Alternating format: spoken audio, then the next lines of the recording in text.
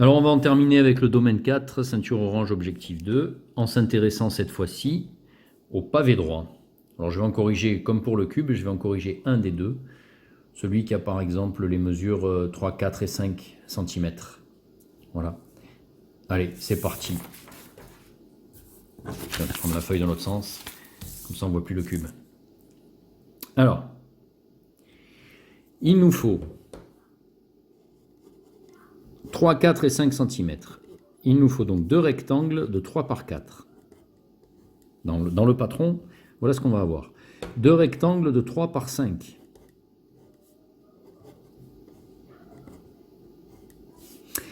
Et deux rectangles de 4 par 5. Voilà. Quand tout ça aura été positionné correctement, on aura notre patron. Alors après, on va les positionner comme pour le cube, sauf que ce sont des rectangles, donc il faut faire un tout petit peu plus attention.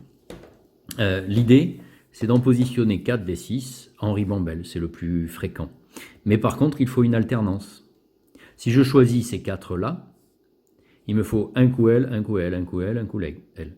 Obligatoirement. C'est une sur deux. Puisqu'après, par pliage, elles doivent se retrouver en face l'une de l'autre et pas côte à côte. Ok ? Alors, pour ne pas prendre trop de place en largeur dans la feuille, je vais les laisser dans cette orientation-là. Mais il va de soi que elle, j'aurais aussi pu la représenter comme ça. Hein. 4 par 5, c'est dans un sens ou dans l'autre. Ah, vous ne le voyez pas, là, c'est pas cadré. Voilà, hein, dans un sens, portrait, paysage. C'est pas un problème. C'est à moi après d'agencer les choses pour que ça rentre bien dans ma feuille. Alors, on y va, hein, on est toujours à l'échelle 1,5. Et je vais choisir ces 4-là en ribambelle. Alors je commence par une face de 3 par 5. Et puis, alors ça c'est fait. Hop, elle c'est fait. Voilà, je barre au fur et à mesure pour ne pas risquer d'en oublier. Je lui accole un 4 par 5. Prends ça dans ta face. C'est fait. Et puis l'alternance, 3 par 5. Et enfin, la dernière 4 par 5. Voilà, j'ai mes 4 faces qui forment en gros le squelette du patron. Et il nous reste ces deux-là, là, à positionner. Et c'est comme pour le cube. On va en positionner une au-dessus, une en dessous. Mais pas n'importe comment. Il y a une certaine logique. Si je décide d'appuyer une de ces deux faces sur ça, ben la longueur 3, je l'ai là. Donc l'autre dimension, ce sera forcément 4. Elle sera comme ça.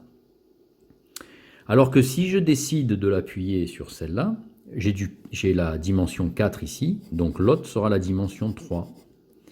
Et on vérifie après, les arêtes qui sont censées venir se coller l'une à l'autre doivent toujours être de la même dimension. C'est le cas.